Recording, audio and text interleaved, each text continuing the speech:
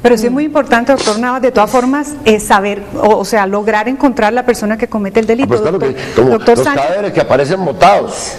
Lo sí, importante es encontrar quién los mató, pero no quiere decir que haberlo matado no sea delito. Ah, no, correcto. El hecho de que una conducta no pueda probarse, no por eso debe dejar de ser punible. Doctor Sánchez, ¿cómo piensa usted que se puede detectar esta manipulación en los resultados y cuál es la posición de ustedes desde la registraduría?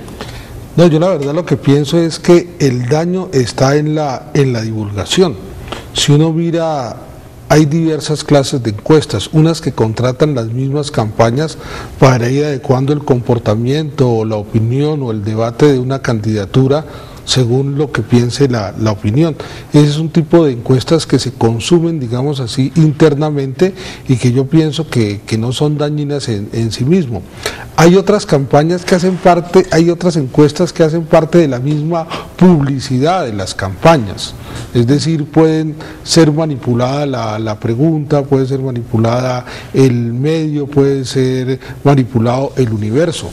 Para esa razón, pues desde tiempo atrás en el Consejo Electoral hay unas normas sobre comisión de encuestas donde la ficha técnica debe señalar el número de encuestados, el universo que se hizo, el medio que se utilizó para hacer la encuesta, porque precisamente se busca que en esa divulgación no se engañe sobre la base de que hay una ficha técnica que está explicando esas circunstancias. Doctor Sánchez, legalmente, ¿quién vigila a estas empresas encuestadoras? El Consejo Nacional Electoral, y solamente pueden hacer encuestas de opinión electorales conforme a la ley 130 las firmas que estén inscritas como encuestadoras en el Consejo Nacional Electoral. Finalmente hay otra encuesta, digamos, que hacen los medios de comunicación, ¿no?, para tratar de informar a la opinión cuáles son las tendencias. Es decir, yo pienso que lo más grave es cuando se divulgan las encuestas sin verificar su confiabilidad. La confiabilidad depende mucho de dos cosas: de quién realiza la encuesta, que deben ser firmas encuestadoras inscritas en el Consejo Nacional Electoral, y de otra parte cómo se realiza. La confiabilidad derivará entonces de la ficha técnica que se elabora en dicha encuesta y que, como ustedes saben, es obligatorio que salga la ficha técnica una vez se divulga una encuesta. Josuenia, cuando se da el delito de pánico, es crear en la gente un miedo injustificado. El riesgo no existe, pero fíjese el resultado. Si yo ahorita grito aquí, ¡fuego, fuego!, el hecho es falso, pero todos lo van a creer y salen corriendo, que es el pánico. Entonces, si yo digo... Algunos nos quedamos a apagar el incendio. No, yo sé... No es mentira, hay gente que lo hace. Los héroes en Colombia existen. No, yo lo he hecho porque tengo más sangre fría que otros, pero no puedo obligar a los demás a que actúen como yo. No, yo lo he hecho también, como dice el doctor, lo hice. Pero, doctor Sanabria... Pero es que no todo el mundo está obligado a actuar como la excepción. Entonces, si usted publica una información donde dice Navas el 5%, el doctor Sánchez tiene 90%, usted que va a votar por mí, dice, no, ¿para qué va a votar por el Navitas? Más bien, lo vi un tinto el día de la derrota. Eso es natural. Ese es un argumento como manejaba de que las personas votan, doctor Barreras, por el que va ganando. ¿Eso sucede? A ver, yo creo que aquí hay dos elementos importantes para resaltar. El primero es que, aunque es cierta la inquietud de la viceministra en el sentido de que resulta difícil o resultará difícil en muchos casos comprobar la intención dolosa, comprobar que hubo intención de manipular el resultado, sí hay algunos mecanismos, lo decía bien ahora el doctor Carlos Ariel Sánchez. Debe haber una ficha técnica reconocida por el Consejo Nacional Electoral, y a mí me parece que un buen perito, un buen inquisidor, un buen investigador puede comparar esa ficha técnica sobre los resultados. En el ejemplo puesto ya a propósito de la encuesta de ese programa de televisión nacional, pues eso no hubiera resistido la comparación entre la ficha técnica y los resultados.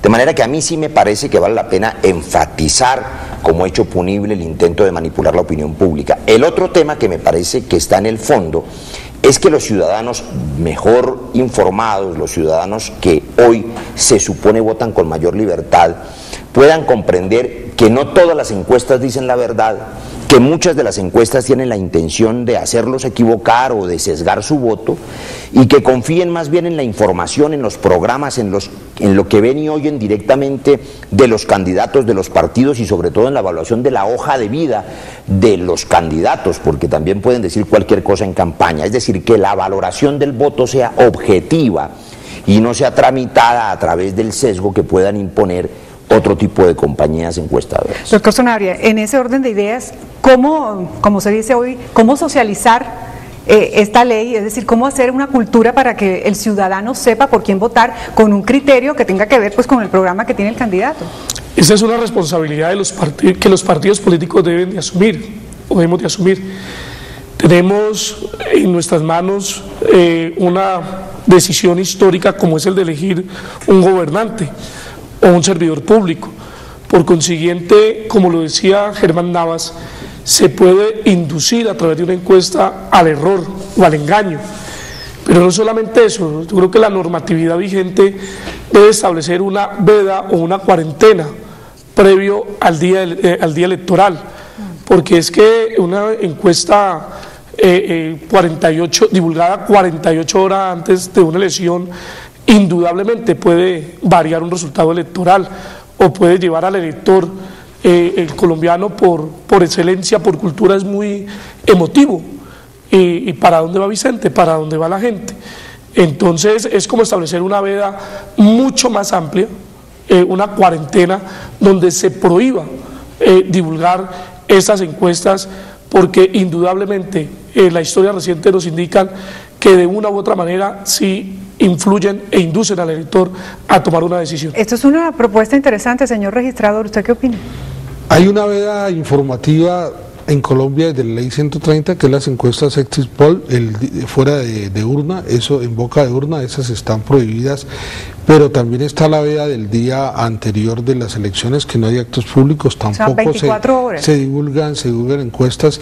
Debería haber una veda de, digamos, 2 semanas de anterioridad, de reflexión frente a las encuestas, porque es que las encuestas hacen parte de la publicidad. Así como se restringe, digamos, los actos públicos de difusión el día anterior a las elecciones, debería tomarse un tiempo para que esa publicidad no haga tanto efecto, porque las encuestas en realidad son publicidad, y en ese momento sí hay serias dudas de la confiabilidad, que es un poco lo que se quiere aquí castigar, ¿no? Que se divulgue sin que se verifique su confiabilidad. ¿Y qué confiabilidad van a tener si son pura publicidad? Señora viceministra, ¿cuál es su posición? O sea, el del gobierno también, esto es como una papa caliente para manejar esto, porque es una responsabilidad también del gobierno como el control de esta información. No, yo pienso que es decir, el proyecto a mí me parece muy oportuno, sin embargo, tiene que ir acompañado de una reglamentación que haga efectivamente, digamos, fácil o detectable la aplicación misma de ese tipo penal que ha señalado el doctor Navas. Yo, digamos, me atrevería a decir que es bienvenida y es muy positivo pues el proyecto para el gobierno.